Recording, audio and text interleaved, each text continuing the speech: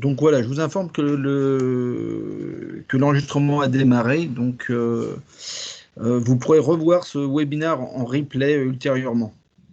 Donc à nouveau, bienvenue à tous dans ce webinaire consacré à la pénurie de composants, de semi-conducteurs que connaît l'industrie automobile et sur lequel on va approfondir le sujet et également parler de la sécurisation du sourcing.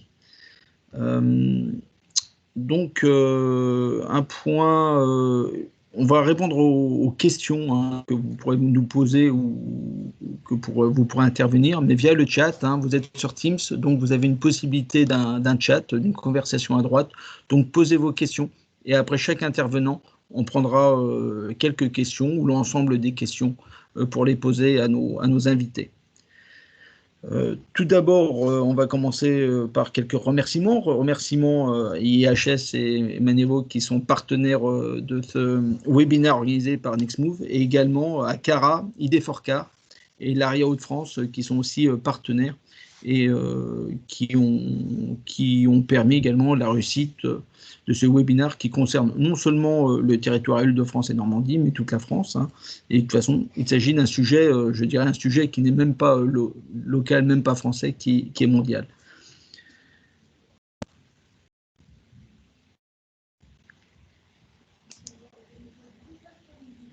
Donc nous aurons avec nous Jérémy Bouchot, Olivier Kunzmann, Mehdi Kenin et Isabelle Foucard. Je les laisserai se présenter ultérieurement. Donc, pour introduire un petit peu ce sujet, c'est un sujet d'actualité au sujet de pénurie de composants qu'on peut connaître dans l'industrie automobile. Donc, composants, qu'est-ce qu'on appelle composants? En fait, c'est tout ce qui est électronique aujourd'hui dans l'industrie automobile, c'est les modules, les équipements électroniques, mais ces équipements électroniques sont en pénurie dû à un problème de semi-conducteurs. Les semi-conducteurs, ce sont tout ce qu'on appelle les puces électroniques qui aujourd'hui n'arrivent pas dans un flux comme il devrait être. Donc, pour redonner un petit peu ce contexte, nous avions pensé en 2020 que l'industrie automobile serait limitée par la demande client liée au Covid ou au post-Covid. Mais en fait, aujourd'hui, cette industrie automobile, les constructeurs, les équipementiers limitent leur production non pas liée à la demande, qui limiterait l'offre, mais c'est plutôt lié au sourcing. C'est-à-dire que l'offre est là, mais l'offre ne peut pas être réalisée parce que, à cause de ce manque de composants, ce manque de sourcing. Donc, c'est une première fois dans l'histoire que ce sont des semi-conducteurs qui, je dirais, qui empêchent la pleine capacité allouée de production des véhicules. Alors, on va retrouver des véhicules professionnels, utilitaires, les camions et les véhicules de loisirs. Et cette limitation est liée aux composants électroniques, en sachant que l'électronique augmente en termes de valeur dans les véhicules. Aujourd'hui, il y a plus de 1 500 € d'achat électronique dans un véhicule. Et ce qu'on voit dans ce phénomène, c'est que tous les constructeurs sont concernés, que ce soit Renault, on entend parler nous localement de Sandouville, par exemple, ou Renault Trucks, les sites Renault Trucks, qui limitent également, PSA à Sochaux, mais en fait on retrouve ce phénomène pour tous les constructeurs, pratiquement, Jérémy va nous en parler, et sur tous les continents, que ce soit l'Europe, la Chine, le Japon, Corée, USA, Amérique du Sud, c'est tous les constructeurs et le monde entier qui est concerné par cette pénurie. Ce n'est pas qu'un problème de gestion de un ou deux constructeurs, on aurait pu dire les constructeurs français, mais non, c'est vraiment quelque chose de mondial. Donc aujourd'hui, on entend quelques chiffres, 2 millions de véhicules qui ne sont pas fabriqués, qui ne seront pas produits dans le premier semestre 2021 à cause de cette pénurie, et puis 100 milliards d'euros de manque à gagner dans le secteur. Donc pour parler de tout ça, on aura Jérémy Bouchot qui va nous expliquer ce phénomène, nous parler des cycles semi-conducteurs qui sont toujours très connus, entre la demande, l'offre et les décalages, qui est plutôt connu ces cycles pour tout ce qui est mémoire, où on a trop de mémoire avec des prix qui tombent, et puis on n'en a pas assez avec des prix qui augmentent. Mais là, aujourd'hui, ça concerne non pas du grand public, mais vraiment je dirais, du semi-conducteur automobile. Les problèmes d'allocation, les problèmes d'investissement dans ce secteur-là, très compliqués. On entend beaucoup parler de TSMC, qui est un acteur clé, qui est un Taïwanais qui produit une grande partie de la production mondiale, notamment dans l'automobile. Et puis, on souhaite savoir quand ça se résorbera et puis comment éviter, quelles sont les leçons à tirer. On verra également avec Malik et Erenk une plateforme de sharing, de mutualisation des stocks qui permettrait de gérer un surplus, les problèmes d'allocation de ces conducteurs et puis éviter, je dirais, le marché des brokers de composants. Et puis Isabelle Foucard va nous parler d'un projet que l'on a, nous, NextMove, sur la localisation, l'autonomie, l'indépendance qu'on peut avoir dans le sourcing. Et Manewalk va nous parler d'une bonne pratique ou comment sécuriser son sourcing. Donc, je vais laisser la parole à Jérémy Bouchot de IHS, qui est l'expert automotive et semi-conducteur. Ça tombe bien pour cette double compétence et ce sujet d'IHS qui va nous présenter, ce phénomène de pénurie. Et je laisse se présenter lui-même. Jérémy, vous avez la parole. Merci Vincent pour l'introduction. Donc, merci de nous avoir invités pour cette présentation. Donc, je m'appelle Jérémy Bouchot. Je dirige chez IHS Markit l'activité liée à l'électronique, aux semi-conducteurs pour l'automobile. Je suis basé à Londres et on a une équipe globale sur ce sujet. Donc, comme Vincent le disait, c'est un sujet vraiment global, pas simplement français. Et on va vraiment donner cette perspective globale aujourd'hui.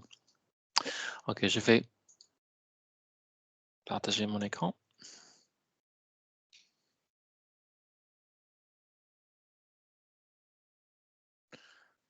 OK.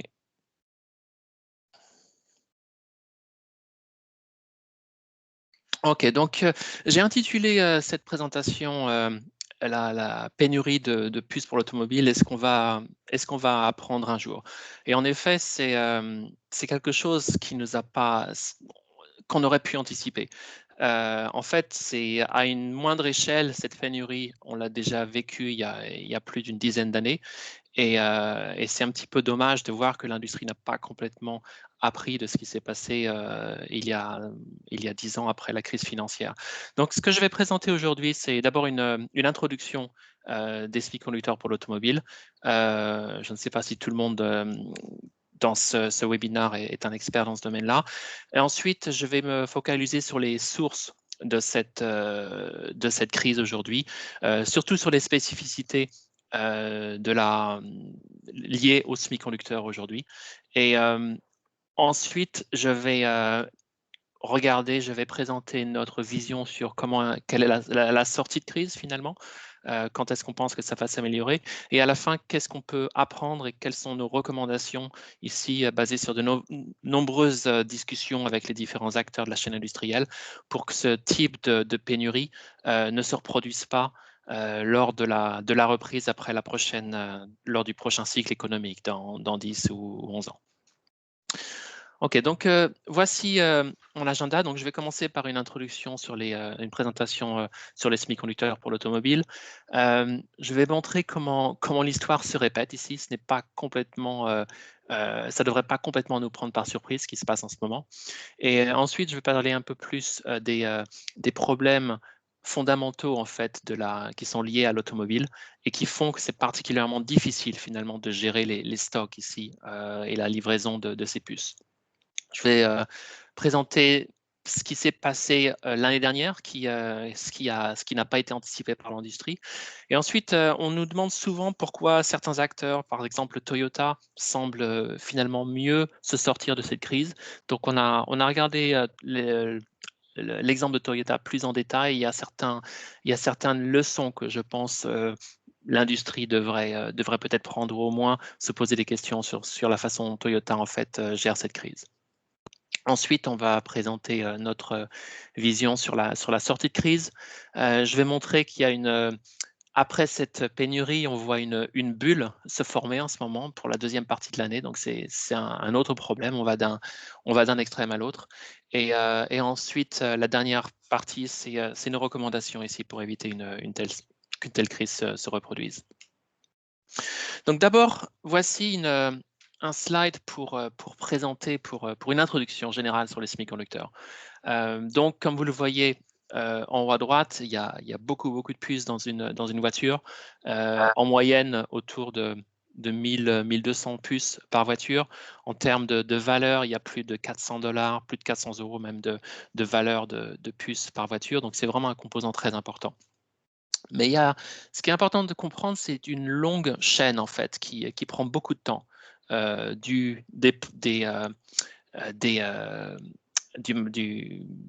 raw materials, donc des produits par exemple du lingot de silicium ici, jusqu'à la voiture.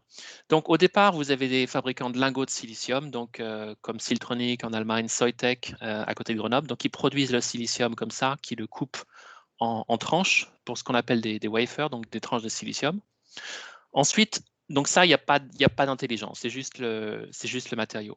Ensuite, ces matériaux, cette tranche de silicium va être, elle va être gravée, et c'est ce qu'on voit ici. Donc c'est toute la partie gravure du silicium pour produire les circuits imprimés ici. Et ensuite, ces wafers vont être découpés, vont être encapsulés. Donc vous voyez ici, là sur ces wafers, il y a peut-être 20 000, 30 000 puces. Et vous voyez une de ces puces, en fait, qui sont ici, ont été découpées, qui sont encapsulées avec tout le wiring ici. Et ensuite, il y a le test. Donc, vous voyez ici les différents acteurs. Donc, vous avez en France ST, par exemple, avec sa fab Acrol. Les grands de l'automobile, c'est NXP, Infineon. Donc, les Européens sont bien placés. Renesas au Japon, TI aux États-Unis, par exemple. Ce qui est important de voir aussi, c'est que tout le monde ne fabrique pas tout soi-même. Une bonne partie de ces fabricants, au moins une partie de la fabrication des plaques de silicium, qui sont externalisées, donc à des fondeurs. On a parlé de TSMC dans l'introduction, donc c'est l'un de ces grands fondeurs qui finalement prend le design d'NXP, d'Infineon, et va faire la fabrication en fait, en sous-traitance de cette partie.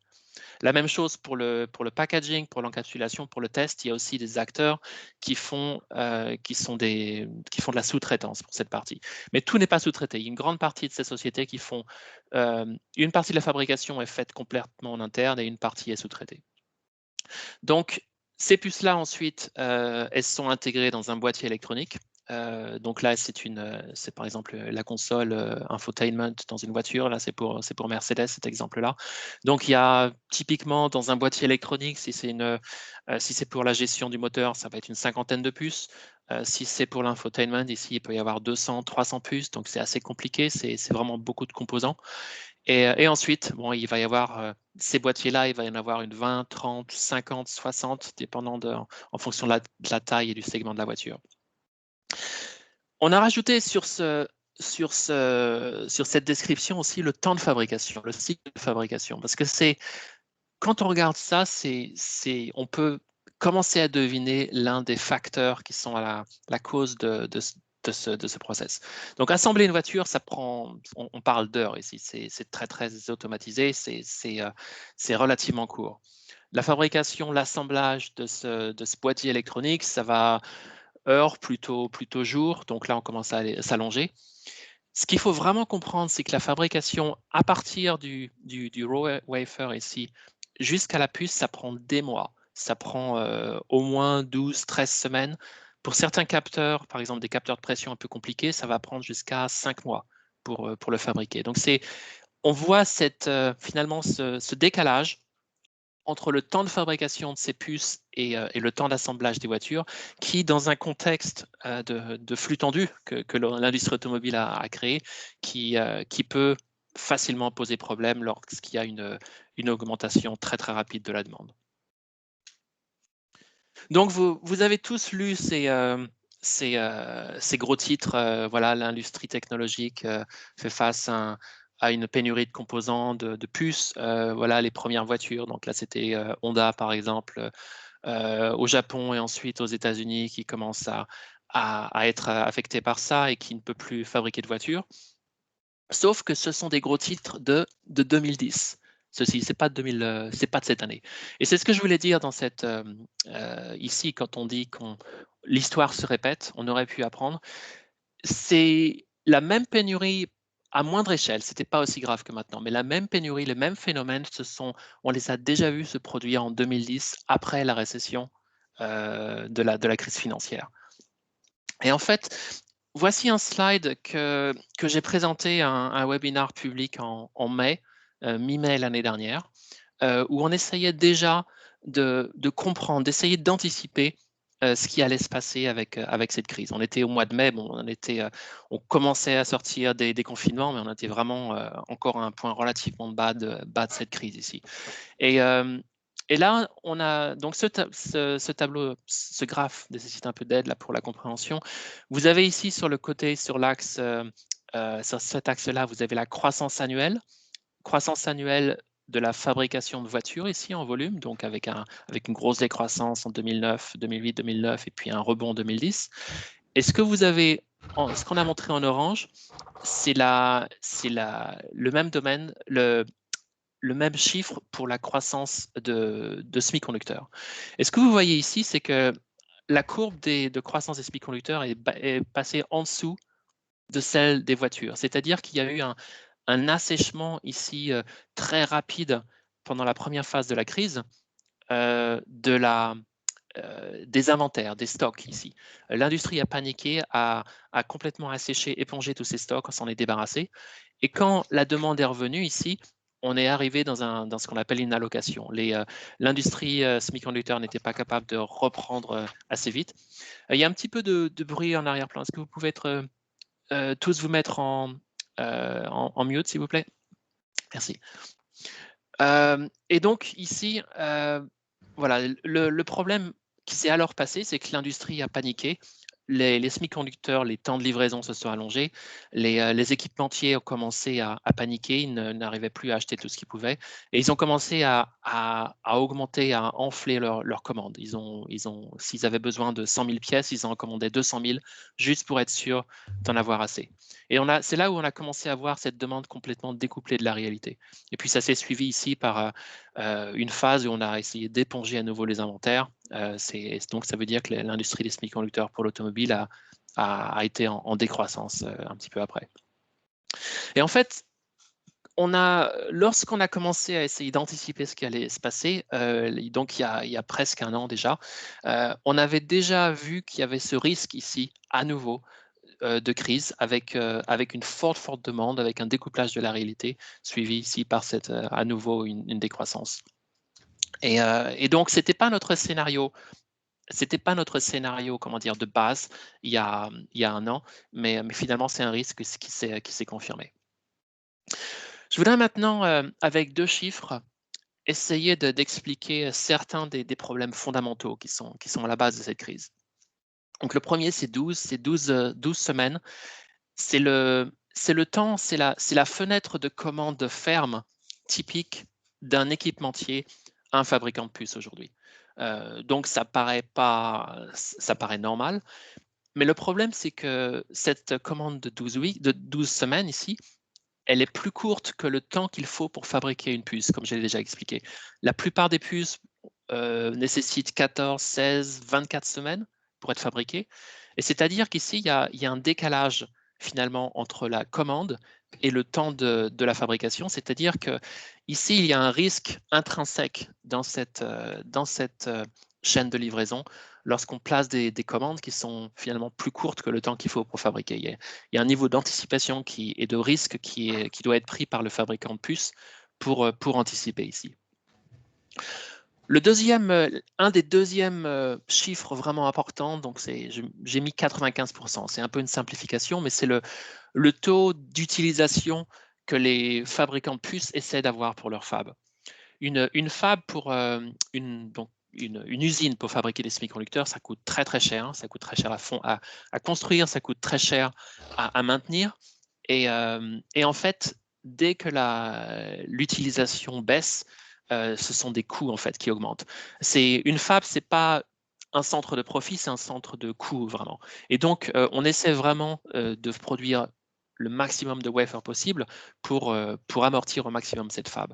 Et c'est-à-dire que dès qu'il y a une baisse de la demande, les fabricants de puces vont être fortement incités à réduire la voilure, à réduire leur capacité pour garder leur marge.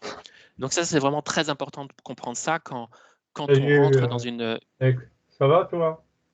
Est-ce que vous pouvez vous mettre en mute, s'il vous plaît? Est-ce que je vais voir si je peux mettre Non? tout le monde? Pourquoi? Ça te fout ta merde? Attends, je suis concerné. C'est lui qui fait une faute. Vincent, est-ce que vous pouvez essayer de mettre tout le monde en mute, à part moi? C'est fait. Ok, merci. Voilà. Ok, très bien. Donc, en temps normal, donc c'est un phénomène bien connu, ça fait des dizaines d'années que c'est comme ça. Donc l'industrie automobile a mis en place un système de gestion des stocks assez complexe avec plusieurs niveaux pour réussir finalement à faire face en fait à ce décalage. Donc là, vous voyez ici, ce qu'on montre ici, ce sont les commandes. Alors il y a la commande ferme des équipementiers à 12 semaines. Ensuite, il y a une prévision, mais qui n'est pas un engagement ferme à 1 an. Ici, vous voyez les temps pour fabriquer les semi-conducteurs. Donc, on parle beaucoup des microcontrôleurs. Donc, c'est 12 à 16 semaines typiquement. Et là, vous voyez les différents niveaux d'inventaire. Donc, il y a des inventaires avec les produits finis. Et puis, une grosse partie des inventaires, ici plusieurs semaines, qui va être avec des produits qui ne sont pas complètement finis. Donc, ça va être un wafer, une plaque de silicium qui a déjà été gravée, mais qui a encore besoin d'être découpé, encapsulé, testé, etc. Et dès qu'il y a une commande, hop, cette partie de l'inventaire va dans la prochaine étape de fabrication. Donc ça marche en temps normal.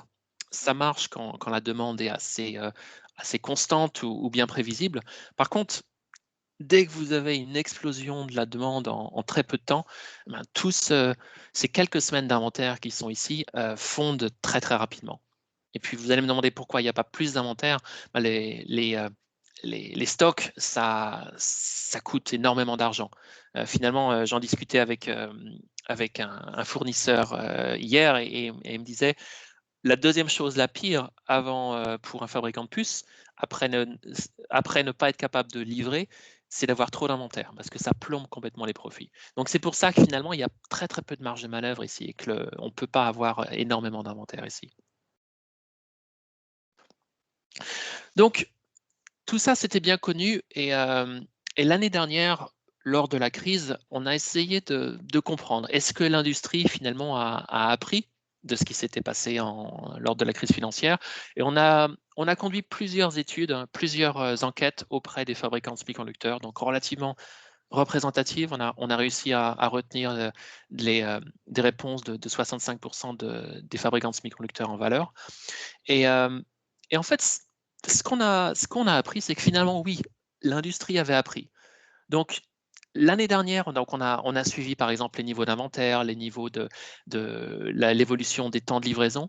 Et ce dont on s'est rendu compte ici, c'est que l'industrie les fabricants de puces n'ont pas dramatiquement réduit la voilure. En fait, ils ont continué à investir. Le CAPEX, donc l'investissement en équipement pour la fabrication de semi-conducteurs, a même augmenté de quelques pourcents. Donc, c'est très, très différent de ce qui s'est passé en 2008-2009. On n'a pas complètement coupé la machine industrielle. Les fabricants de puces ont aussi gardé un niveau d'inventaire raisonnable. Ils n'ont pas complètement tout épongé, tout asséché. C'est-à-dire qu'on était dans une meilleure situation lorsque la reprise reviendrait.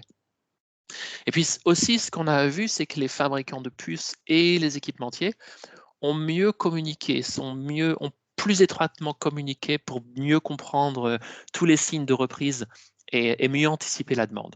Donc, ils ont essayé d'être mieux préparés à cette demande finalement. Le problème ici, l'un des problèmes qu'on peut deviner ici, c'est que voilà, cette communication, elle a été principalement entre les fabricants de puces et les équipementiers, pas assez directement avec les fabricants de voitures eux-mêmes ici.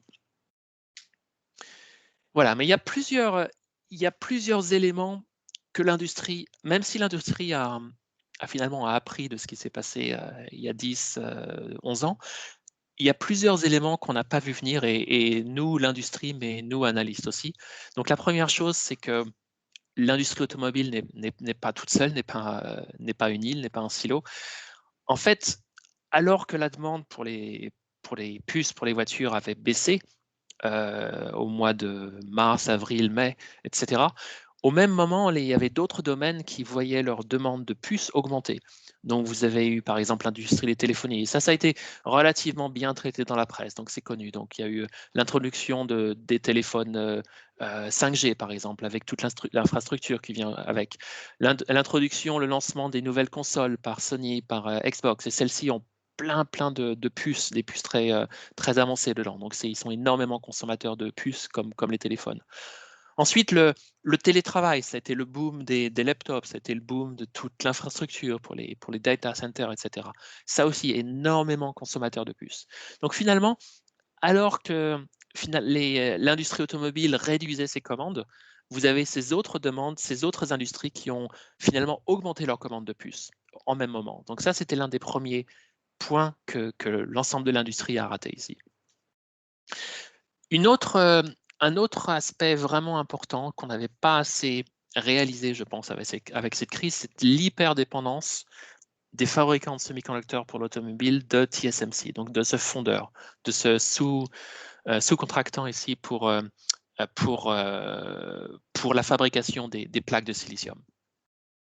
Comme je l'ai dit déjà, construire une fab, ça coûte très cher. Ça coûte, si vous construisez une fab avec les nouvelles technologies, avec les dernières technologies, donc 7 nanomètres, ça va coûter 300 millions d'euros, par exemple. Et puis la maintenir, ça coûte très cher. Donc pour ces raisons, il y a la tendance à ce qu'on appelle fabless, donc sans fab, donc travailler complètement avec des fondeurs, ou fablight, c'est-à-dire avoir une petite partie de sa fabrication en interne, mais externaliser une grosse partie de la fabrication des wafers à des fondeurs comme TSMC. Et là, on voit comme l'industrie des semi-conducteurs pour l'automobile est devenue très dépendante de TSMC ces 10 dernières années. Vous voyez ici les 15 principaux fabricants de semi-conducteurs pour l'automobile en termes de revenus. Et vous voyez que sur ces 15-là, il y en a 11 qui travaillent avec TSMC. Pas pour toute leur fabrication, enfin certains pour toute leur fabrication, mais la plupart au moins pour une partie de leur fabrication ici. Donc c'est vraiment très impressionnant de voir ici cette dépendance de TSMC. Et TSMC, cette dépendance, elle est pour TSMC, mais le problème c'est que TSMC, c'est aussi le numéro 1 en dehors des semi-conducteurs. Et TSMC, c'est le fondeur qui a complètement profité du boom de la demande pour la téléphonie mobile, pour les data centers, c'est lui qui fabrique tous les processeurs graphiques pour les consoles vidéo, par exemple. Donc c'est un peu le problème ici, c'est que finalement, l'industrie des semi-conducteurs est dépendante d'un acteur qui est énormément demandé aussi pour les autres industries qui sont très consommatrices de semi-conducteurs. Maintenant, je voudrais passer un peu plus de temps sur le maillon faible des semi-conducteurs ou de cette chaîne. J'ai parlé jusqu'à maintenant beaucoup des semi-conducteurs de façon générale, mais si on y regarde de plus près, il y a vraiment un type de composant, donc de semi-conducteurs qui vraiment pose problème. Donc il y a plein de types de composants semi-conducteurs. Nous, mon équipe suit à peu près 200 types de puces dans une voiture. C'est très fragmenté. Mais les microcontrôleurs, c'est vraiment le problème. Et j'essaie d'expliquer sur ce slide pourquoi. Donc vous voyez ici, d'abord une introduction au semi-conducteur. Donc il y a beaucoup de microcontrôleurs dans une voiture. Donc les microcontrôleurs, ce sont c'est comme un petit processeur qui est nécessaire dans tous les boîtiers électroniques, tous les Electronic Control Units. Dès qu'il y a une décision à prendre en fonction du signal d'un capteur, où il faut envoyer un signal à un actuateur, par exemple à un moteur, etc., vous aurez toujours un microcontrôleur. Donc il y en a en moyenne, il y en a une vingtaine dans chaque voiture. Dans un gros SUV, il va y en avoir une cinquantaine. Donc, il y en a plein dans une voiture. C'est vraiment important de comprendre ça. Donc vous voyez, il y en a ici c'est sur le, je crois que c'est la Golf ou la Tiguan de Volkswagen. Vous en avez donc toutes les applications de confort, de châssis, gestion du moteur, conduite assistée, et puis tout ce qui est infotainment ou les médias, le divertissement dans la voiture. Donc là, ce sont les gros consommateurs. Et puis si vous regardez qui fournit donc pour cette voiture, vous voyez, c'est relativement bien distribué. Donc vous avez Renesas qui domine, mais parce que c'est le numéro 1 au niveau mondial, ils ont 30% de ce marché-là, mais vous en avez 4 autres. Vous avez ST, vous avez Texas Instruments, NXP, Cypress, qui fait partie d'Infineon maintenant. Donc ça a l'air, au niveau de la voiture, ça a l'air relativement bien distribué, et pas forcément, ça ressemble à du dual sourcing ou à du multiple sourcing. Le problème, c'est qu'en fait, si on y regarde de plus près, au niveau du boîtier électronique, c'est très très difficile de mettre en place un dual sourcing.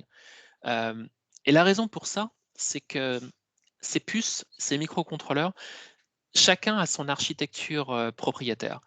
Et c'est-à-dire que si vous faites un boîtier électronique pour l'engine ECU, donc pour le boîtier pour la gestion du moteur, par exemple, ou le boîtier pour la gestion de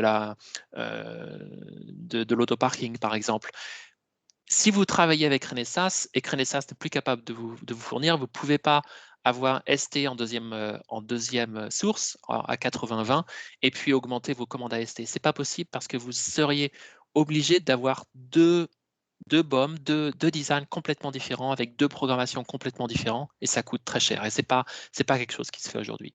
Donc c'est-à-dire que même si vous avez l'impression ici d'avoir finalement pas tous vos œufs dans le même panier, finalement au niveau de chaque boîtier électronique, il va y avoir qu'une source et c'est vraiment un problème ici. Ensuite, au niveau des microcontrôleurs, cette dépendance de TSMC dont j'ai parlé tout à l'heure, elle est exacerbée. Et vous le voyez sur ce diagramme à droite. Vous voyez ici les parts de marché dans l'automobile des différents acteurs. Donc je vous disais, Renesas, c'est le numéro 1, NXP, Infineon, etc. Et avec ce code de couleur, on montre ici en fait quels sont ceux qui ont la grande majorité de leur production chez TSMC. Donc vous voyez ici, vous avez déjà les 3/4 de ces fabricants qui ont la majorité de leur production chez TSMC. Vous avez Texas Instruments et Microchip qui travaillent aussi avec TSMC, mais avec d'autres fondeurs. Et finalement, le seul qui est un peu différent ici, c'est ST Micro, donc le franco-italien, qui finalement a pris une décision assez différente, qui n'externalise finalement que 15-20% de sa fabrication. Et pour le reste, donc ST a pris la décision stratégique de garder ça en interne et d'avoir une majorité de sa fabrication donc dans l'usine de Crolles, à côté de Grenoble. Mais c'est vraiment une exception. Les autres sont extrêmement dépendants de TSMC. Donc c'est l'une des causes, ça, liée au fait qu'il y a plein de puces de microcontrôleurs dans une voiture. Il y en a une vingtaine, trentaine, cinquantaine. Chacun d'eux pouvant être une source de rupture de la chaîne.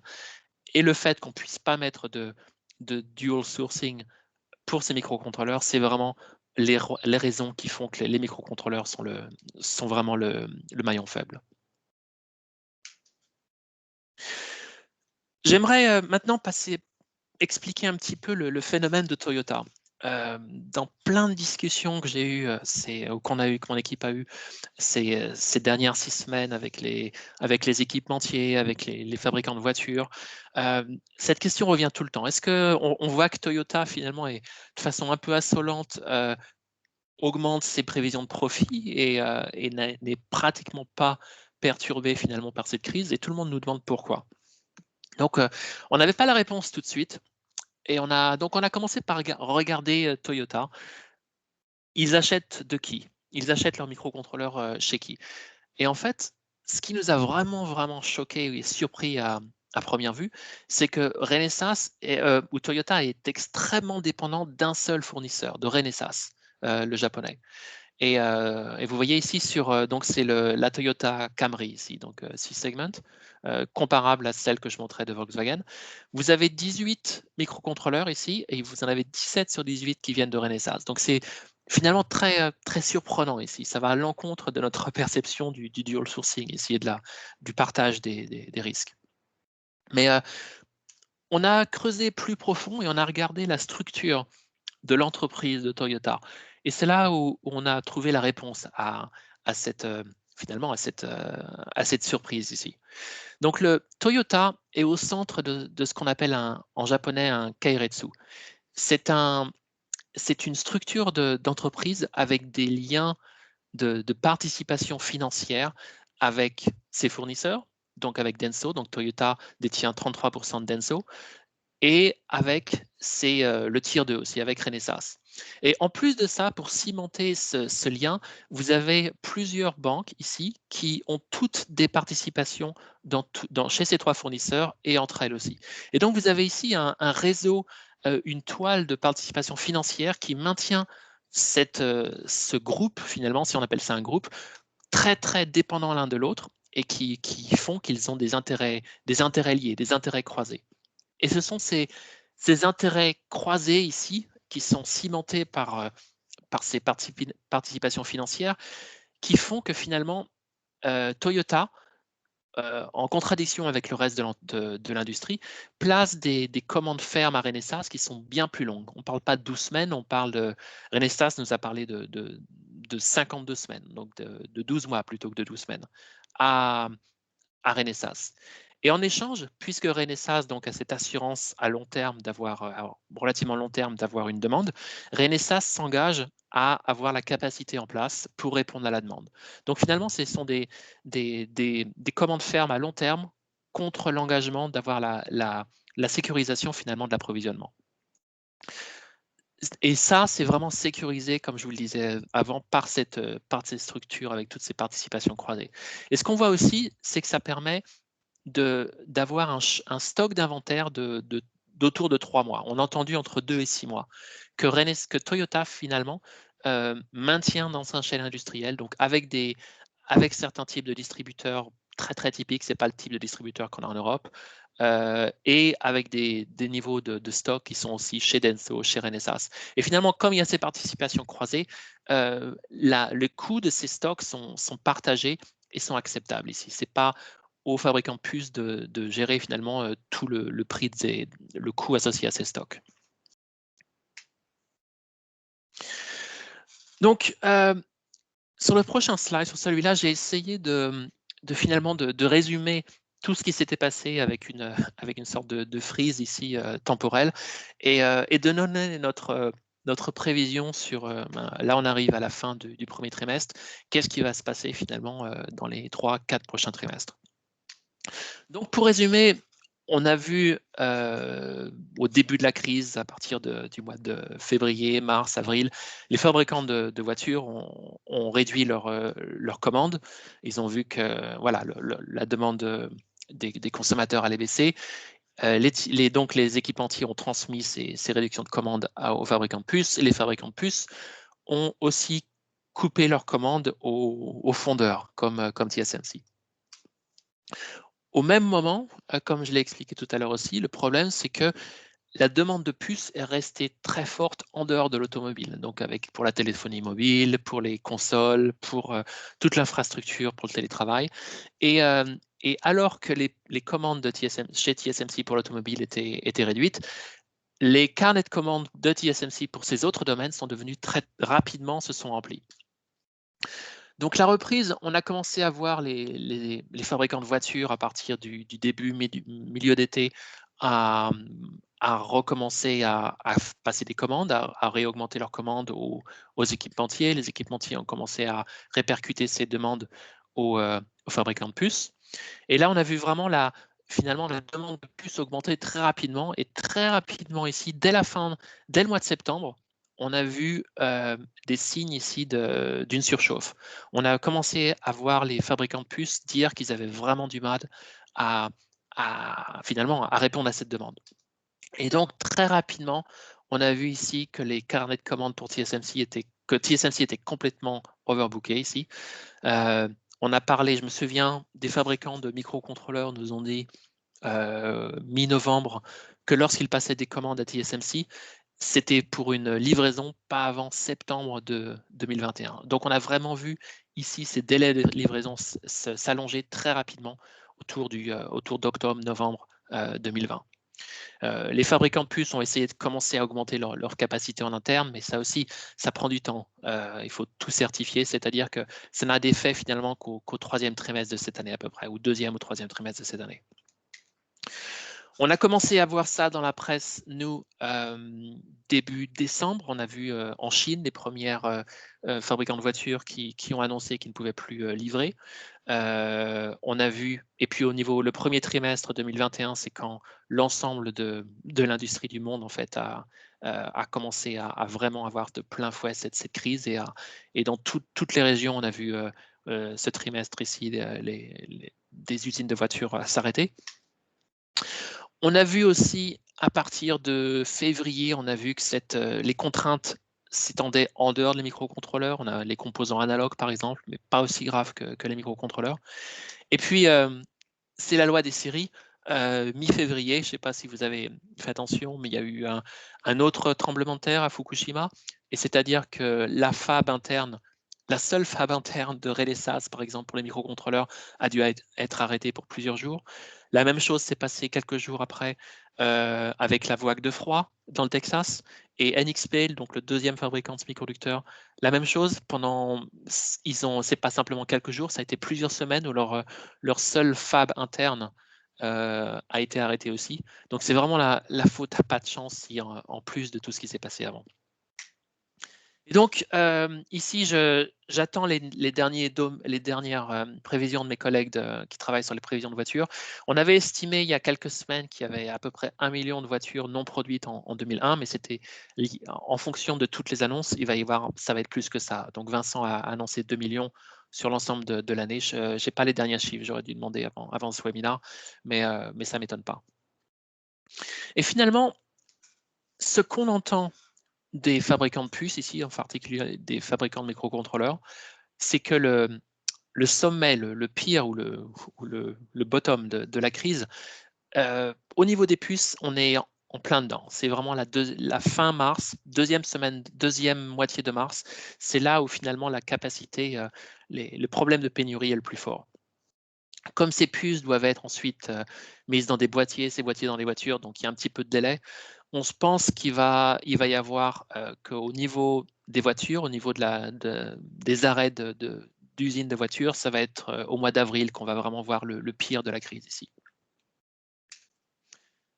Au niveau des puces, on voit que le deuxième trimestre, il va y avoir encore des pénuries, mais ça va s'améliorer un petit peu par rapport au Q1. Et au troisième trimestre, c'est seulement là, à partir du troisième trimestre, qu'on voit que les fabricants de puces vont avoir assez de demandes pour répondre à la demande liée à la fabrication de voitures. Et puis simplement au quatrième trimestre, ils vont être capables d'avoir assez de capacité en place pour être capables de répondre aux demandes, finalement d'essayer de récupérer certains volumes qui n'ont pas été faits jusqu'à maintenant. Et on va voir ça aussi en Q1 2021-22. Un dernier point. Certains d'entre vous vont peut-être dire qu'on est un petit peu optimiste ici, de dire que voilà, que les capacités de production vont être OK à partir du troisième trimestre, parce qu'on entend de plus en plus d'annonces comme quoi cette pénurie risque de s'étendre au reste de l'année.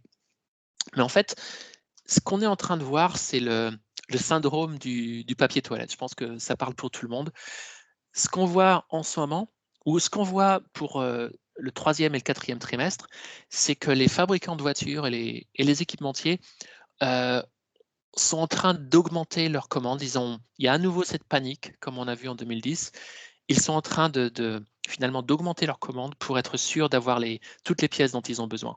Et c'est-à-dire qu'on est en train de voir une bulle de demande se créer et qui prolonge artificiellement finalement cette pénurie de pièces. Et donc c'est ce que j'essaie d'expliquer ici dans ce slide ici. Donc vous vous souvenez, j'ai déjà présenté ce slide-là pour la crise financière. Donc ici, c'est la courbe de croissance de la production de voitures avec nos derniers chiffres. Et ici, vous avez la courbe correspondante si on colle juste simplement à la production de voitures, sans phénomène de stock, de déstockage, de restockage, etc. Et donc là, c'est ce qui devrait normalement se passer. Sauf que maintenant, quand on parle aux fabricants de voitures, aux fabricants de puces, on entend parler de demandes énormes de puces qui correspondent à une demande annuelle de voitures, une fabrication annuelle de voitures de 130 millions de voitures. Donc, 130 millions, ce serait presque 80% de croissance. J'ai même pas assez de place sur ce graphe pour le montrer. Donc, c'est complètement ridicule et complètement non, c'est pas crédible du tout. On ne pense pas qu'il va y avoir 130 millions de voitures ou des puces pour 130 millions de voitures de produites. Ce qu'on pense, ce qui va se passer, c'est qu'il va y avoir un gros restockage, donc beaucoup de phénomènes de stock, d'inventaire qui se recréent ici, exactement comme ce qu'on a vu en 2010. C'est assez difficile à chiffrer, mais basé sur nos discussions, sans doute autour de l'équivalent de 90, 95 millions de voitures, peut-être 100 millions. Donc, on ne dit pas qu'il va y avoir 90, 95 millions de voitures, mais les puces, la fabrication de puces va être faite pour un équivalent de 95 millions de voitures, sans doute. Et c'est-à-dire qu'il va y avoir un gros restockage qui va être fait, beaucoup trop de puces de fabriquer cette année.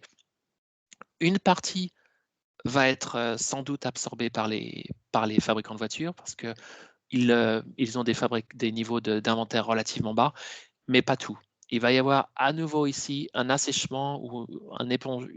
L'industrie va devoir éliminer ses stocks et il va y avoir à nouveau ici une mauvaise nouvelle pour les fabricants de puces qui vont avoir trop de capacité, qui vont voir leurs revenus dégringoler en 2022. Et puis, on est ici à nouveau avec une surcapacité. Et là, il y a encore là, finalement, le risque qu'on réduise la voilure à nouveau. Et c'est le même cycle qui s'enclenche et on n'a pas appris.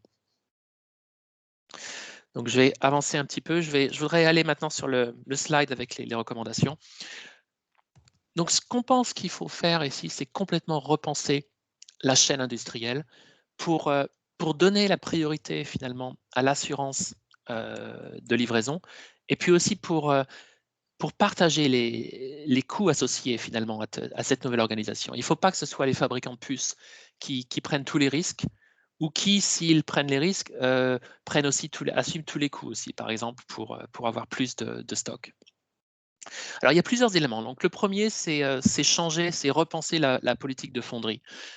Il n'y a pas que TSMC dans le monde. Il y a beaucoup d'autres fonderies. Il y a UMC, il y a Global Foundries qui est en Europe aussi. Il y a beaucoup d'alternatives. Il n'y a pas vraiment de raison pour que tous les fabricants de puces soient finalement mariés à TSMC. Ça, c'est quelque chose qui, je pense, va changer. Et les autres fondeurs avec lesquels on parle nous disent qu'ils sont approchés par les différents fabricants de puces pour finalement mettre en place ces nouvelles alliances. Je vous ai parlé du double sourcing ici pour les microcontrôleurs qui n'est pratiquement pas possible. Donc, on voit les fabricants de voitures qui réfléchissent, qui se demandent est-ce qu'ils peuvent forcer leurs équipementiers à mettre en place deux chaînes finalement, deux designs basés sur deux microcontrôleurs différents. Le problème, c'est que ça coûte, ce sont des coûts de développement, ce sont des coûts de gestion de la chaîne qui sont supplémentaires et on ne sait pas encore. Est-ce que ça va être acceptable? Est-ce que l'industrie est prête à prendre ce coût en compte ou pas? On n'a pas la réponse. L'autre recommandation qui commence à se mettre en place, c'est beaucoup plus de transparence. Pas simplement entre le fabricant de puces et l'équipementier, mais du fabricant de puces à l'équipementier à l'OEM pour être sûr que la demande que l'OEM transmet à son équipementier arrive aussi chez le fabricant de puces. Donc, en le moment, on le voit en ce moment, on le voit se mettre en place aujourd'hui dans un mode de gestion de crise, mais c'est très, très manuel. C'est le directeur des achats pour l'électronique qui va chez Stellantis, qui va prendre son téléphone et appeler Infineon et appeler NXP pour être sûr que finalement que les demandes qu'il a transmises à son Tier 1 sont bien là et qu'il n'y a pas de décalage. C'est pas possible dans le long terme.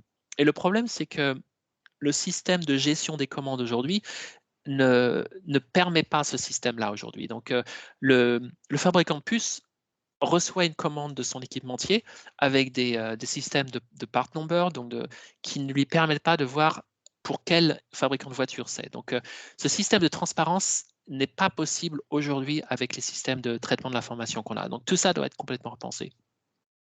Il y a des fabricants qui commencent à réfléchir, fabricants de voitures, à acheter directement et à designer eux-mêmes finalement leur boîtier électronique et acheter eux-mêmes leurs puces. Donc on voit ça en particulier pour toute l'électronique de puissance liée aux voitures électriques aujourd'hui. Je ne pense pas que c'est quelque chose qui est applicable à l'ensemble de l'électronique. C'est beaucoup trop lourd. Et ensuite, le dernier point, ce sont liés à finalement apprendre qu'est-ce qui est applicable de ce qu'on a appris de Toyota. Donc, sécuriser l'approvisionnement contre des commandes à long terme, comme Toyota le fait. Donc, passer une commande à 12 mois au lieu de 12 semaines. Et en échange, être sûr que son fabricant s'engage à avoir la capacité pour produire ses puces. Et puis l'autre, c'est finalement mettre en place peut-être plusieurs mois de stock, comme Toyota le fait. Ce qui n'est pas sûr aujourd'hui, et personne n'a la réponse, c'est est-ce que ça, c'est possible en dehors de cette structure très japonaise de ce Keiretsu, avec toutes ces participations croisées financières qui font finalement que tous ces acteurs ont des intérêts croisés et sont capables finalement de travailler à long terme et de mettre ces stratégies à long terme. Donc voici ma conclusion. L'histoire se répète. Est-ce qu'on a appris? Donc oui, l'industrie automobile n'est pas complètement aveugle. Elle a appris de la crise. Elle n'a pas complètement réduit. Elle n'a pas réduit finalement. Elle a continué à investir. Elle n'a pas réduit ses niveaux d'inventaire de stock l'année dernière. Par contre, ce que tout le monde a manqué, c'est finalement cette conjonction de demande en hausse alors que l'industrie automobile était en train de réduire ses commandes, donc les téléphones, etc. On en a parlé, et tous vraiment très dépendants de TSMC. Et puis cette dépendance extrême pour les microcontrôleurs, mais pour l'ensemble, une grosse partie des semi-conducteurs pour l'automobile de TSMC. Ça a été manqué. On pense que basé sur la vraie production de voitures, il va y avoir le problème de capacité devrait être résolu à partir du troisième trimestre.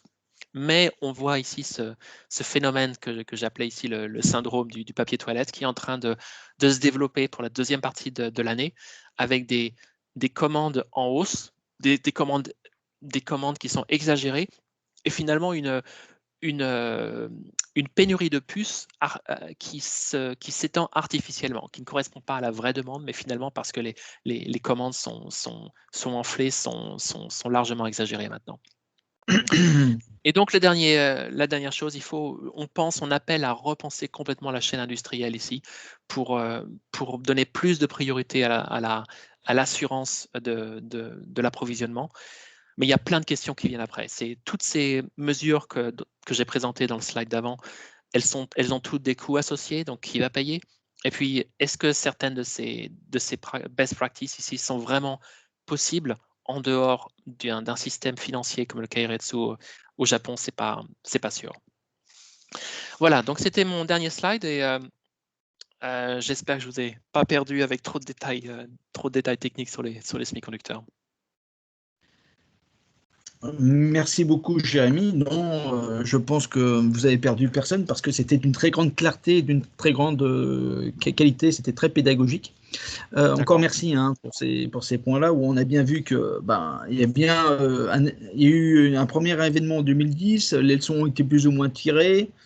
La stratégie faiblesse des chipmakers de semi-conducteurs est un risque qui a engendré pas mal de phénomènes. Et puis l'exemple Toyota était très intéressant. Ainsi qu'on attend Q3 pour une résorption de l'allocation, mais peut-être une surdemande qui va se produire pour 2022. Voilà, je propose qu'on prenne les questions. Alors, je suis avec Damaris qui m'aide, Damaris Heavy Miller, qui est comme moi de Nextmove, qui m'aide à modérer. Et donc, je ne me suis pas présenté. Vincent Civita, pour ceux qui ne me connaissent pas, le directeur industriel de Nextmove. Et je vois Yoren qui demande la parole, donc de ST Microélectronique, qui connaît bien le sujet et qui nous a posé deux questions. Un sur le slide de 10, avec une réponse sur le slide de 11. Mais qu'on va lui. Yoren, on te laisse la parole. Oui, c'était une super intéressante présentation. Merci beaucoup. Et ça résume bien la situation. Je pense on voit bien quelque chose concernant la conclusion qui a été donnée. Je partage complètement. Il faut partager les coûts. Il faut se mettre ensemble autour de la table pour savoir comment on peut faire parce que ça nécessite beaucoup d'investissement pour amortir tous ces chocs-là toujours. Sur ce slide-là, ce que j'ai pas bien compris, c'était cette barre sur ST Microelectronics qui dit Outsourced Part Production to TSMC. Et je vois à 100% pour ST Microelectronics. Est-ce que c'est pas une erreur? Parce que... Non, comme j'ai essayé de l'expliquer ici, part of production. Donc là, c'est une partie de la production chez TSMC. Donc, comme je crois on l'a expliqué ici à ce slide-là, on est au courant que finalement ST n'a qu'une minorité finalement de sa production chez TSMC. Donc là, c'est outsource part of production to TSMC. C'était tous ceux qui sont en business avec TSMC, mais c'est pas l'ensemble. On n'a pas finalement la part pour chacun qui est chez TSMC, parce que là, il n'y a pas que les microcontrôleurs. Chez vous, chez NXP, il y a énormément de composants et on n'a pas exactement la part qui est chez TSMC. Ouais, je pense qu'il y a aussi une chose qu'il faut rajouter, c'est que pour TSMC, pour le outsourcing, il y a comment dire, un danger qui est en train de grandir, c'est que TSMC a des technologies que nous n'avons plus en Europe. Donc, si on a du outsourcing, ce n'est pas uniquement parce qu'on ne veut pas produire, mais on ne peut plus produire tout, surtout les petites structures. Donc, il y a aussi une réflexion à faire sur la façon comment on gère les architectures, parce qu'en fonction des architectures, on a plus ou moins de dépendance à TSMC. Oui, tout à fait. Oui, c'est vrai, j'ai vraiment focalisé ma présentation ici sur les microcontrôleurs qui finalement ont des technologies qui sont typiquement 40 nanomètres, 90 ou vous avez 28, je crois, chez ST, ça va jusqu'à 14. Et ça, les fabricants de puces sont capables de faire ça chez eux. Par contre, quand on va chez ce qu'on appelle system on chip, des processeurs très très avancés, donc pour les systèmes autopilotes ou pour l'infotainment, on commence à voir des technologies de gravure à 7 nanomètres, à 5 nanomètres. Et aujourd'hui, finalement, vous avez tout à fait raison. Il y a TSMC, il y a Samsung, il y a peut-être Intel, mais Intel commence même à externaliser chez TSMC.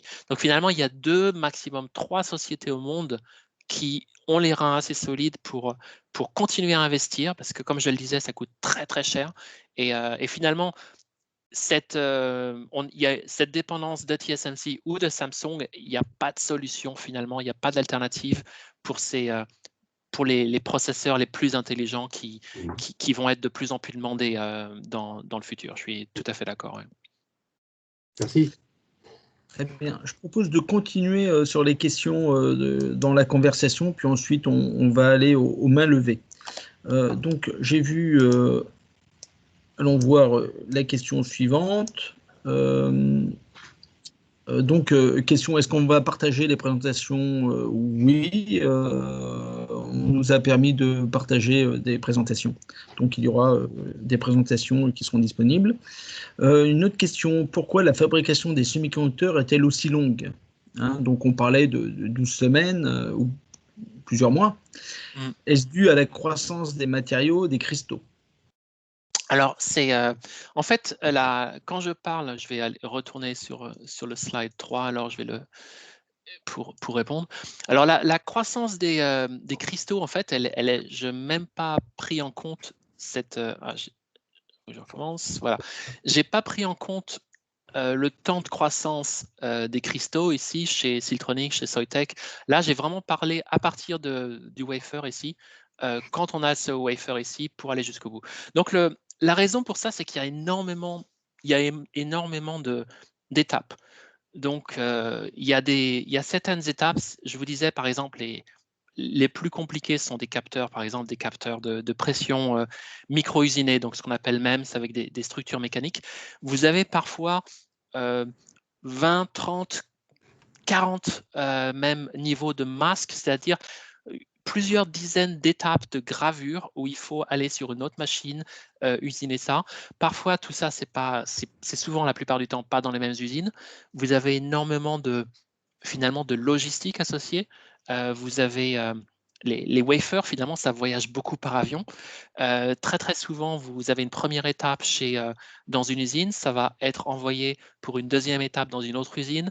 Le test, l'encapsulation va être fait quelque part. Ça peut aller d'une fab en Europe à une fab à Taïwan pour tout le test et l'assemblage. Donc finalement, il y a une énorme logistique pour tout ça qui fait que ça prend tant de temps. C'est la principale raison. Merci Jérémy. Donc oui, c'est une industrie par process avec beaucoup d'opérations. On est loin de procédés d'assemblage ou mécanique. Donc je vais reprendre 2 points de Yoren sur quelques compatibilités qu'on peut avoir des produits NXP et ST sur des microcontrôleurs. Donc il existe des compatibilités, mais c'est vrai qu'il y a beaucoup de produits dédiés dans le semi-conducteur et notamment dans l'automobile. Ouais, et sur le Toyota, tout à fait, oui. Il y a cette architecture, je crois que c'est le seul exemple avec cette architecture, finalement, avec un cross-licensing ici entre NXP et ST pour les microcontrôleurs. C'est le seul exemple en place aujourd'hui qu'on connaisse, oui, tout à fait. Et donc sur le modèle Toyota, qui est un excellent modèle, mais je pense personnellement que la partie culturelle joue beaucoup sur cette solidarité qui peut y avoir entre les différentes compagnies. Ouais. Une autre question, Emmanuel Claus. Renesas est créé par Hitachi Mitsubishi, c'était un spin-off, on va dire ça comme ça, il y a quelques années. Est-il vraiment dans Kiriketsu, ou Toyota se comporte-t-il avec Renesas comme avec le Kiriketsu? Donc on est toujours sur l'exemple Toyota, qui est le bon exemple, qui aujourd'hui n'a pas beaucoup de shortage, de rupture de production. Je crois qu'il y a une usine à San Antonio, puis une usine en Chine qui est concernée par ça, ce qui est très peu par rapport aux autres. Ouais. Non, on voit vraiment Renesas qui fait une partie intrinsèque de cette participation, et on le voit en particulier. Je vais à nouveau montrer. Je ne suis pas un spécialiste de cette structure d'entreprise, mais là on le voit finalement avec ce qui est symptomatique, c'est ces participations croisées avec toutes ces banques qui sont finalement qui ont la majorité du capital de Toyota. Elles ont toutes aussi des participations dans Renesas et dans Denso. Donc il y a vraiment autour de Toyota jusqu'à Renesas, Renesas fait vraiment partie de ce Keiretsu. C'est notre analyse. Oui. Merci Jérémy. Alors, deuxième question de M. Claus. S'il y a pression pour reconstituer les stocks, il va falloir discuter dans quel cadre juridique et pour éviter les ententes. Alors ça, on n'a pas la réponse. On a les mêmes discussions avec les directeurs des achats pour les composants électroniques, avec différents fabricants de voitures. C'est la question qui est en train de se poser.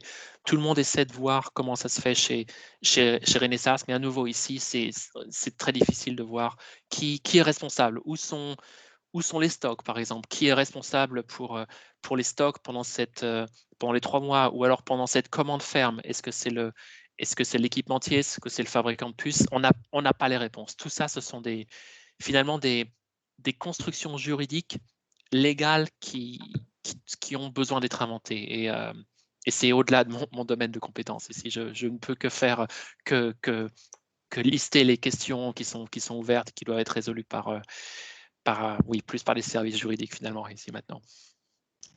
Autre question, du moins autre remarque de William. Il ne faut pas oublier l'impact sur le prix des composants, parce que ce système de tension sur des composants, ça existe depuis 2-3 ans déjà, pour les OEM qui ont du mal à avoir des produits. Et puis il y a aussi un effet prix, bien évidemment. Il y a l'offre et la demande. Oui, tout à fait. Ouais. Alors, Ahmed Entati, qui a tout à l'heure levé la main. Alors, comment Toyota a géré ses engagements fermes de 12 mois avec ses fournisseurs lors de la période de baisse de la demande de véhicules à partir de mars 2020? Alors, Je n'ai pas la réponse à cette question. Ce qu'on sait, c'est que finalement, les stocks, parfois, il y a des Toyota parfois élimine ses stocks aussi, ou arrête de continuer à augmenter ses stocks. Je pense qu'ils ont utilisé finalement ces 3 mois d'inventaire comme un moyen de finalement de ne pas pénaliser complètement Renesas et où ils ont continué à augmenter leur stock pour ça. Je pense que c'est mon, je dirais, c'est ma supposition, mais on n'a pas eu cette discussion avec Toyota sur ce sujet. Bon, très bien, bon, on a fini la liste des questions. Jérémy, merci beaucoup pour la clarté de cette présentation, hein, qui était de très grande qualité, et je pense que tout le monde a bien compris. Donc, on va passer à la présentation suivante, donc avec Maëlie Kenin, donc de la société Erenc, qui va nous présenter une plateforme innovante qui peut être une solution je dirais, de gestion des stocks de semi-conducteurs, et notamment pour répondre aux problèmes de cycle. Malik, je vous laisse prendre la main.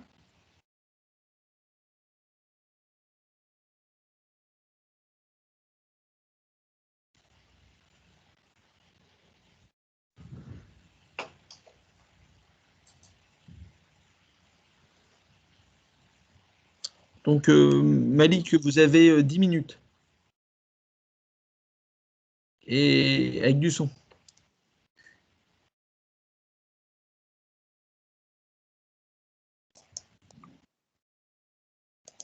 On ne vous entend pas, Malik. On ne vous entend pas alors que votre son est... Toujours pas. Toujours pas. Donc, bon, je vous propose de régler le problème de son, puis en attendant, on passe à la présentation suivante, hein, parce que je n'arrive pas à lire sur vos lèvres. Donc, on revient vers vous, hein, juste après.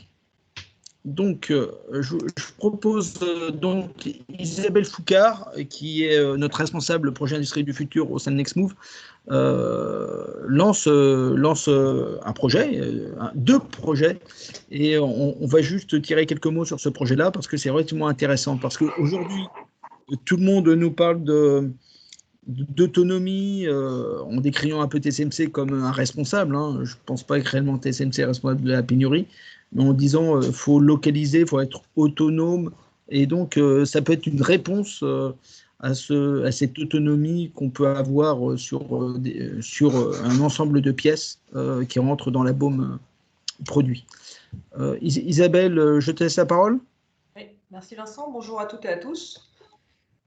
Donc l'objectif, c'est de partager avec vous ce projet qui va au-delà de la production des semi-conducteurs et qui viserait à accompagner en fait la relocalisation de production au plus proche de nos filières industrielles, et également dans un second volet de localiser des produits d'avenir sur nos territoires. Ça permettrait justement d'enrayer l'effet bullwhip qu'on a pu voir dans la présentation précédente, et qui est dans un des phénomènes à l'origine de la pénurie actuelle. Donc ce que je vous propose, c'est une petite présentation assez courte et un peu participative. Donc vous avez un QR code à l'écran si vous voulez le scanner, et sinon je publie dans la conversation le lien vers un formulaire pour pouvoir justement vous positionner si le sujet peut vous intéresser. Si tu peux passer au suivant, Vincent, s'il te plaît. Merci. Donc, l'objectif pour le premier volet sur la relocalisation, pour chaque entreprise volontaire, serait de réaliser une analyse de ses achats, des provenances et puis des enjeux, que ce soit des enjeux sur les stocks, sur la supply chain au global, sur la démarche RSE de l'entreprise, sur tous les effets que ça peut avoir au niveau de la chaîne, d'identifier les produits pertinents à sourcer plus localement. Et puis, dans une deuxième étape, ça serait de créer collectivement par des business croisés une offre locale pour une meilleure réactivité, une meilleure flexibilité, une meilleure logistique, une meilleure démarche RSE, une meilleure performance globale, en éliminant tous les phénomènes qu'on a pu voir dans la présentation précédente. tout en tendant vers un coût global à minima identique à ce qu'on a actuellement. L'objectif, c'est de faire ce projet à iso-compétitivité, voire à terme dans une meilleure compétitivité globale. Donc ça, c'est pour la première étape. Donc si certains d'entre vous sont intéressés pour en savoir plus et pour intégrer potentiellement ce projet, vous avez les premières questions du formulaire qui sont liées à ce projet. Et Vincent, si tu peux passer au suivant, s'il te plaît. Merci. Le deuxième volet concerne la localisation de produits d'avenir. Et l'objectif, ce serait au niveau des acheteurs et des développeurs, des constructeurs et des équipementiers, dans une première étape, d'identifier et de lister les besoins qui correspondent aux produits d'avenir, afin de créer une chaîne de valeur en amont, c'est-à-dire que d'en avoir connaissance et de la sourcer localement en amont. Et dans une deuxième étape, du coup, de permettre aux entreprises de se positionner pour créer unitairement ou collectivement une offre de produits d'avenir locale à horizon 2 ou 5 ans. Donc là, de la même manière, dans le formulaire proposé, c'est sur l'avant-dernière question que vous pouvez vous positionner. Donc l'objectif, c'est pas de faire le travail aujourd'hui, mais on va lancer ces projets dans les semaines et les mois qui viennent. Donc si certains d'entre vous sont intéressés, c'est de vous faire connaître pour qu'on puisse vous intégrer en fait dans ces démarches.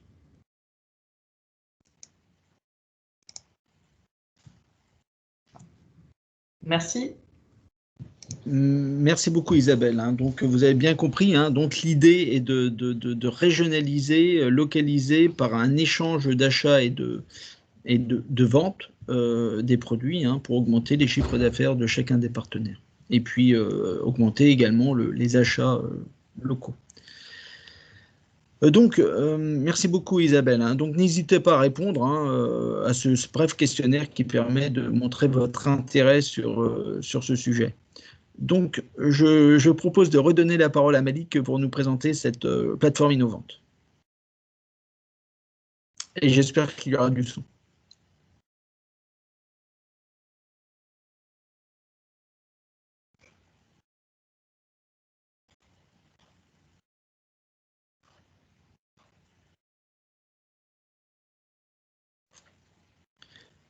Donc, Malik, la parole est à vous. Est-ce que vous m'entendez? Oui. Très bien, super. Super. Merci beaucoup. Alors tout d'abord, merci beaucoup Monsieur Vincent Civita pour cette tribune.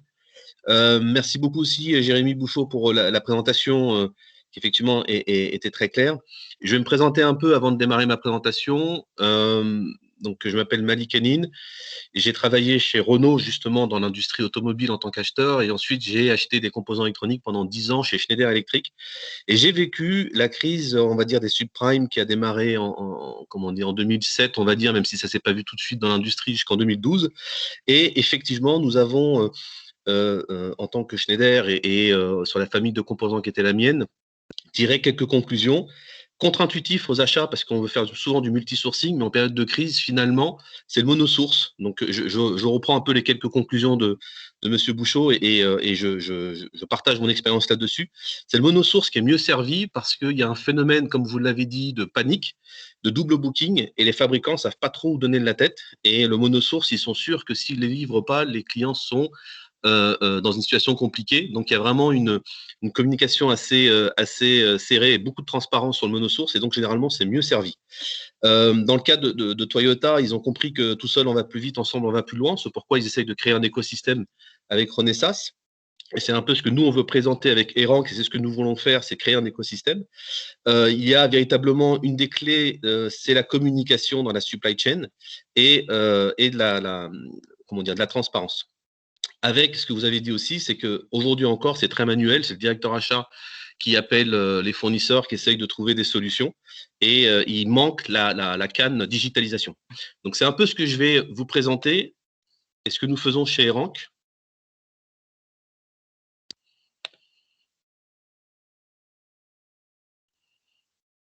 Vous voyez mon écran? Pas encore. Non. Ah, je m'ai fait demander. Partager l'écran. Bah oui.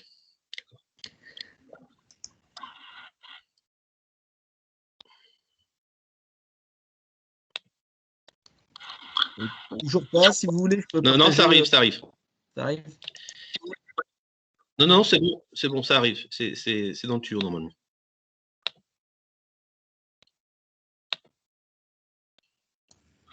Ça marche. C'est bon? Ok, super. Alors, Erank, c'est moi-même et une dizaine de personnes qui travaillent avec moi. C'est une société qui est incubée à Normandie Incubation. Nous sommes basés à Rouen, donc en Normandie. Et tous les logos en dessous, ce sont nos partenaires. Donc, c'est un véritable écosystème pour apporter cette innovation sur le marché de la supply chain des composants électroniques. Et notre rôle, en fait, c'est d'apporter de l'agilité à la supply chain. Je reprends un petit peu de manière très, très synthétique, la supply chain des composants électroniques. En amont, vous avez les fabricants, donc les ST, les Renesas, etc. Au milieu, vous avez les OEM. J'ai aussi rajouté EMS, qui sont donc OEM pour Original Equipment Manufacturer et EMS pour Electronic Manufacturing Services. Donc, en fonction de la stratégie industrielle de l'OEM, c'est du make or buy. Et puis, vous avez les clients en aval. Donc là, on a deux chaînes d'approvisionnement qui sont côte à côte, sauf que c'est jamais aussi linéaire. C'est que la variation des clients qui est en aval de la supply chain, avec des augmentations et des baisses. Aujourd'hui, les OEM, si on prend l'exemple de Toyota, ils ont deux possibilités, soit qu'ils passent une commande sur 12 mois, soit qu'ils stockent, et soit ils font subir en amont la variation des clients aval. Sauf que l'échelle de temps entre l'OEM et le customer, c'est en jours, voire semaines. Or, ici, on est en mois et on peut même parler presque en années. C'est vraiment en plusieurs mois. Ce qui fait que cette variation-là n'est pas capable d'être absorbée en amont de la supply chain. Et souvent, la seule solution qu'il y a aujourd'hui, comme vous le disiez, c'est très manuel, c'est de faire appel à des brokers ou à des intermédiaires. Résultat, on est souvent dans des arrêts de production et de l'insatisfaction et ça coûte très cher. Alors, le marché des brokers, on l'appelle le marché gris et il y a une dépendance finalement des industriels vis-à-vis de ce marché gris pour essayer de pallier finalement les problématiques de rupture d'approvisionnement, mais quand bien même on a besoin d'eux parce qu'il n'y a pas d'autre solution aujourd'hui. Ce que nous proposons, c'est de mettre en place une plateforme collaborative pour justement casser les silos et pour que justement on puisse passer d'un mode statique de la gestion des stocks à un mode dynamique.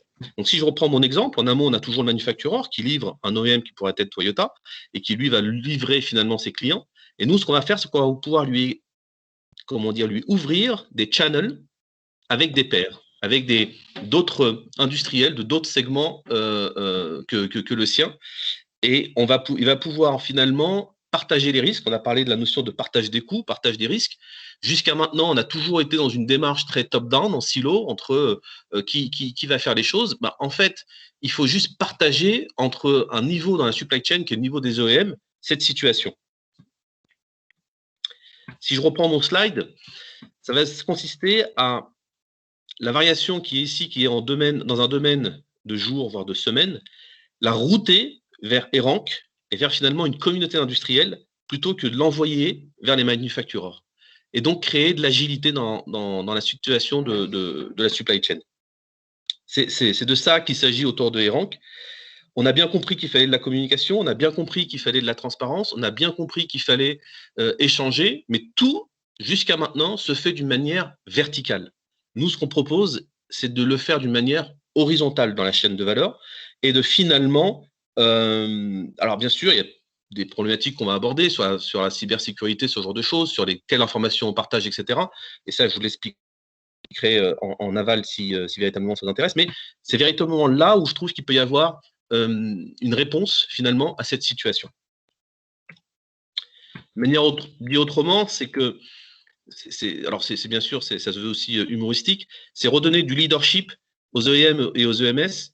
Et c'est aussi, les brokers, c'est pas qu'on n'en a pas besoin. Un broker apporte beaucoup de valeur ajoutée sur des composants qui sont en fin de vie, dont il a pris le risque d'acheter, de stocker, et qu'à un moment donné, il fait le pari que certains vont avoir besoin de ces composants qui n'existeront plus sur le marché. Donc on aura toujours besoin d'eux d'une certaine manière, mais dans les situations d'absorption de variation de commandes dû à l'effet lasso, qui est l'effet du temps en amont qui est beaucoup trop court par rapport au temps en aval, je pense que la digitalisation peut vraiment apporter une réponse Et la plateforme Erank est un peu là pour ça. Et il y a aussi autre chose qu'on n'a pas ou pas assez parlé, c'est le gaspillage des composants électroniques. Parce qu'on parle de revente, mais ça ne se fait pas sans douleur, parce qu'aujourd'hui, ça n'a pas été structuré tel quel. On parle en plusieurs milliards de dollars, si on parle en valeur, de composants électroniques qui sont gaspillés chaque année, jetés chaque année, à cause de ce manque d'agilité. Comme je n'ai pas beaucoup de temps, je vais finir sur ce slide sur la communauté. Il y a des droits et des devoirs. Imaginez-vous quelqu'un qui vend sur la plateforme. Qu'est-ce qui nous dit que c'est un vrai industriel et que ce n'est pas un distributeur ou justement un broker qui veut écouler son stock avec des vraies problématiques qualité, des vraies problématiques de contrefaçon. Chaque vendeur sur la plateforme, chaque industriel est audité par notre équipe qualité, où on va s'assurer qu'effectivement il achète bien les composants pour sa propre production et qu'il répond bien aux standards qualité, et que tout le process est suffisamment robuste pour que justement il puisse écouler son stock et revendre sur la plateforme. Et de toute façon, nous on n'est que mandataire sur cette plateforme, donc c'est lui qui a la responsabilité des composants qu'il vend. Ensuite, il doit s'engager effectivement, mais on doit pouvoir, nous, s'en assurer lors de l'audit qu'il est capable de séparer le stock qu'il souhaite revendre de sa propre production pour ne pas mélanger l'ensemble, de sorte qu'il puisse véritablement utiliser ce nouveau canal comme agilité de sa supply chain. L'acheteur aussi a des devoirs aussi de son côté, c'est que le vendeur, il ne sait pas trop en amont avec qui il va faire le trade, avec qui il va faire la commercialisation. Donc l'acheteur, on lui demande de payer en amont, un peu comme sur PayPal, où l'argent est sous-scellé le temps que la transaction se passe bien. Il ne faut pas oublier qu'on est dans des situations de temps court, donc 15 jours ouvrés, ce qui fait 3 semaines calendaires, c'est largement suffisant pour l'acheteur pour aller récupérer les pièces parce qu'il y a quand même une urgence, il ne faut pas l'oublier. On n'est pas là pour changer la supply chain amont vers nous, ce n'est pas du tout ce qu'on veut, on veut juste stabiliser la supply chain. Et enfin, puisque c'est l'acheteur qui est dans l'urgence par rapport au vendeur, c'est à lui d'aller chercher les pièces, c'est pourquoi on les a mis en Incoterm. Donc, la différence quand même, la grande différence qu'on a par rapport à la crise de 2007 et 2012, que j'ai découvert dans la présentation de Jérémy Bouchot, c'est que les fondeurs en amont n'ont pas été contraints de réduire leur capacité de production, qui aurait eu un effet dévastateur sur la reprise, mais ils ont finalement dérouté les besoins vers d'autres segments d'activité, ce qui permet d'avoir une activité de leur fonderie qui est toujours en action. Et c'est ce qui fait qu'on est finalement peut-être dans une crise moins impactante que celle de 2007-2012, grâce à ça. Mais on voit bien que du coup, c'est un écosystème complet qu'il faut créer. C'est-à-dire que grâce à la 5G, grâce à d'autres secteurs d'activité, la fonderie a continué à tourner et ils ont continué à produire des wafers. S'ils avaient arrêté, le temps de redémarrage, parce qu'il faut au moins 95% de yield pour être efficace pour eux, ça aurait été très compliqué. Donc en fait, il faut une communauté ici d'industriels qui soit dans des secteurs d'activité différents, qui soit dans des tailles d'entreprises différentes, qui ont des problématiques différentes, de sorte que justement on puisse équilibrer toutes ces variations. J'en ai fini pour cette présentation. Je vous en remercie. Si vous avez des questions, n'hésitez pas. Très bien. Merci beaucoup. Donc, voilà, si vous avez des questions, on peut se donner 2 minutes de questions, mais autrement, vous pouvez contacter Malik. Vous pouvez aller sur le site www.erank.com, A-I-R-E-N-C. Et vous verrez notre landing page sur lequel vous pouvez remplir un formulaire et on vous recontacte au plus tard sous 48 heures. Très bien. Merci beaucoup. Merci pour cette présentation. Donc, s'il n'y a pas de questions, on peut passer au point suivant. Donc, la dernière présentation de ce webinaire avec Olivier Kunzmann de Manevoc qui va nous présenter comment sécuriser son sourcing sur une présentation pédagogique et générale. Olivier, je te laisse. Oui, merci. Bonjour. Je ne sais pas si vous me voyez.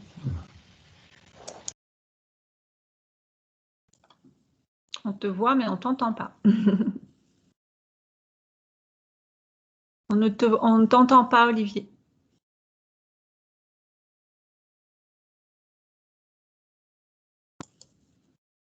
Toujours pas. Toujours pas. Bon, on utilise mon micro. Ouais, donc c'est bon, là. Faut juste parler sur le micro de Vincent.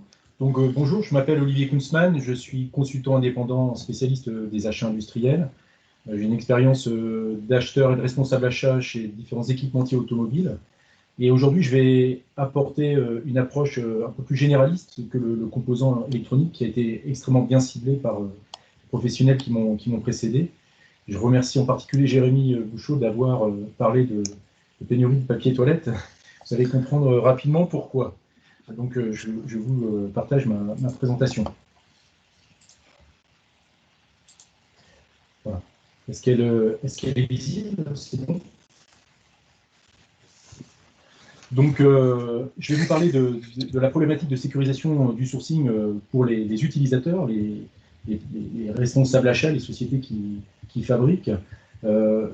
La sécurisation des approvisionnements peut être liée très rapidement au plan de continuité d'activité. C'est une particularité. Donc, je vais balayer très rapidement la méthodologie pour pouvoir sécuriser ces approvisionnements, évoquer les facteurs clés de succès avant de pouvoir conclure. Donc, sur la notion de management de continuité d'activité, en général, c'est l'ensemble des mesures et des dispositions qui sont prises en cas de sinistre pour assurer une meilleure reprise ou continuité d'activité qui est jugée prioritaire. Donc, ça se traduit sous forme de procédures, de renforts, de moyens, parfois de plans de repli chez des prestataires de secours. Et on fait un très grand nombre d'hypothèses, mais on est souvent lié à des scénarios de sinistralité. On parle en matériel, de bureau, d'informatique, de moyens de production, et on n'a pas hiérarchisé les activités à sécuriser par rapport à des ruptures d'approvisionnement en particulier. Donc, il y a des limites à ce plan de continuité d'activité. La plupart des actions sont conçues comme des choix de conscience par des dirigeants d'entreprise qui n'ont pas toujours la possibilité de concerter avec l'actualité et les opérationnels. C'est souvent le choix de formalisme, d'hypothèses passées qui manquent de réactualisation. Et les simulations sont souvent faites sur des outils que l'on ne remet pas en cause et donc qui n'apportent pas forcément la visibilité. Donc la problématique de ces plans de continuité d'activité, c'est qu'ils ne sont pas toujours adaptés, même si la base, on va dire, du système qualité des entreprises qui les utilisent, puisque la plupart du temps ce sont des exigences normatives, ne les mettent pas à l'abri d'un risque de pénurie de composants. Donc, pour pouvoir entrer dans le vif du sujet, il faut identifier donc des risques réels. Ces risques doivent être revus en permanence sous la forme de rituels, et il faut souvent créer une équipe de pilotage pour les mener à bien, sans perdre de vue l'aspect macro du processus de l'entreprise, ses missions, ses différentes données d'entrée et de sortie, et pour pouvoir partager des données centralisées, ce qui permet de prioriser les actions au niveau du management, du top management, et puis aussi de transmettre et de communiquer sur l'arbitrage de ces actions associées au niveau des opérationnels. Donc en termes de méthodologie, tout le monde connaît, je vais passer très rapidement sur ce travail qualitatif qui est repris par de nombreuses structures dans les sociétés qui emploient des qualiticiens. On parle de vulnérabilité, et donc on est dans le management des risques et dans la gestion des risques. Donc il faut établir la cartographie de ces risques et de recenser le potentiel de sinistre qui est lié à chaque menace de rupture d'approvisionnement. Donc, en vue d'établir des plans d'action, le PDCA traditionnel que tout le monde connaît, et de mettre aussi en place une dynamique adaptative permanente pour que des décisions stratégiques avec un comité de pilotage puissent permettre d'utiliser ces données, d'utiliser des ressources formées pour pérenniser des routines, et puis de dédier des solutions de secours et d'apprendre aussi aux ressources en interne à mettre en place des solutions de secours. Donc, tout est question de plan de continuité d'activité, avec une dynamique particulière, et d'une stratégie d'activité dans l'entreprise qui est connue et qui est sous contrôle de l'amélioration continue. Voilà. Je vais apporter plutôt un regard très spécifique sur la cartographie des achats. On a vu tout à l'heure, avec nos intervenants précédents, la problématique des composants, la pénurie des composants électroniques. Pour une entreprise lambda, on établit donc la cartographie de ses achats, et les achats les plus stratégiques ou les plus tributaires d'engagement financier ne sont pas forcément ceux qui vont générer la rupture ou la cessation d'activité opérationnelle. Donc, il est nécessaire vraiment d'identifier pour chaque besoin d'entreprise rattaché à une cartographie d'achat, ce qu'on appelle la matrice de Krajcik. Donc ici, j'ai représenté sur ce graphique un équipementier automobile qui va acheter des matières premières, des composants divers et variés pour faire de l'assemblage. Ces familles sont réparties donc sur différents points. La taille des sphères correspond à l'engagement financier et on retrouve en abscisse et ordonnée les contraintes, risques et engagements financiers de ces différentes familles qui doivent être homogènes et être les plus représentatives possibles d'une problématique technique et commerciale. Lorsqu'on a cartographié ces achats avec des familles très homogènes, on va donc réaliser ensuite une analyse des marchés, typologie d'offres-demande, ce qui a été très, très explicite tout à l'heure par nos intervenants. On était vraiment dans l'analyse des marchés. Donc pour toutes ces familles, on va regarder l'analyse des filières technologiques, les façons de les fabriquer, l'analyse commerciale et concurrentielle, pour regrouper ces données ensuite dans une matrice de complexité d'achat qui regroupe à la fois la complexité commerciale et technique. Et on va s'intéresser dans nos problématiques de sécurisation d'approvisionnement, principalement les marchés turbulents, donc tous ces composants qui sont très volatiles, dont la maîtrise est relativement volatile. Voilà. Et en intégrant d'une part la matrice de Krajcik et la matrice de la complexité technique et commerciale, on va retrouver la matrice qui est très connue des responsables achats dans les entreprises, la matrice achat, dans laquelle on va tout mettre en œuvre pour réduire d'un côté ici la problématique, la complexité interne des achats, pour aller vers des achats de plus en plus simples. Donc on va parler d'alliances, de différentes stratégies qui vont permettre de réduire cette complexité interne. Et puis également, on va s'intéresser à tous les mécanismes qui vont permettre de réduire la complexité externe pour passer des marchés très turbulents vers des marchés placides. Donc le but étant de réduire ici le positionnement de ce composant à risque vers cette abscisse. Voilà. Donc, ce que je voulais mettre en avant, c'est que le plan de sécurisation des achats nécessite d'abord un partage d'informations au sein de l'entreprise et une étude approfondie de la structure achat et de ce que l'on va acheter, et de mettre en exergue pour tous les composants et toutes les familles qui seront dans ces marchés très turbulents et stratégiques pour réduire la complexité des négociations et des transactions. Donc, pour finir sur cette présentation qui bug, voilà, les facteurs clés de succès, c'est d'abord de former des acteurs au plan de sécurisation dans les entreprises. Et pour ça, là, il faut les accompagner avec des outils, de sensibiliser tous les collaborateurs qui n'interviennent pas habituellement sur ces procédures spéciales pour les tranquilliser face à des conséquences éventuelles de situations dégradées, d'impliquer la direction au plus haut niveau pour valoriser la démarche moins visible lorsqu'on est en période prospère ou sans à-coups, de communiquer sur la gouvernance, l'organisation, les responsables, le pilotage et ses modes opératoires particuliers. Et puis, il ne faut pas oublier non plus la notion de pragmatisme pour maintenir en place un système, éviter les méthodes trop complexes pour lesquelles personne ne sait quoi faire, ou presque. Donc, la Covid-19, pour cette conclusion, n'est probablement pas la dernière pandémie qui frappe le système économique. Il y a beaucoup de similitudes avec la grippe de Hong Kong il y a exactement 50 ans, pour lesquelles on avait des portées à peu près similaires, mais pas de mise en exergue de la crise. La pandémie, en tous les cas, a mis en évidence des changements de règles, une augmentation de la fréquence des cycles de gestion de risque. Il faut pouvoir avoir des outils agiles aujourd'hui pour pouvoir se sortir au plus rapidement possible de ces situations. Des décisions stratégiques qui doivent être réactualisées, parce que sur des plans quinquennaux, il faut vraiment anticiper et réactualiser ces données, idéalement mensuellement. L'utilisation de nouvelles solutions innovantes liées aux outils informatiques, et puis aussi de dédier des ressources pour qu'elles soient connectées, pilotées. Parfois, il ne faut pas hésiter à faire appel à des sociétés extérieures de conseil. Il y en a beaucoup dans la région qui peuvent accompagner et mettre en place ces solutions. Et il faut aussi voir ces pénuries comme une opportunité.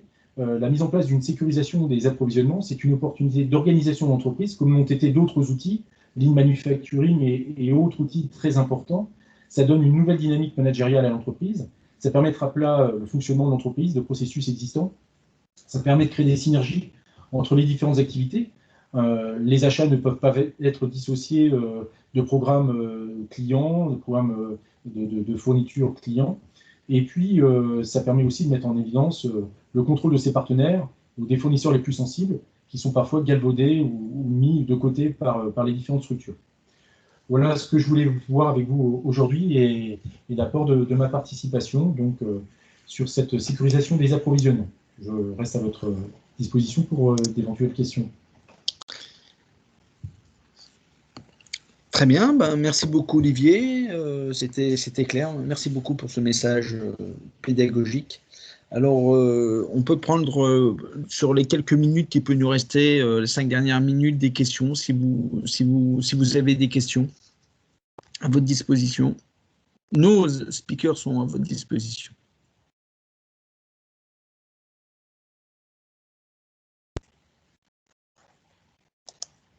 Bon, si nous n'avons pas des questions, je pense qu'on peut terminer ce webinaire où j'espère qu'il vous a satisfait et qu'il a répondu à vos attentes.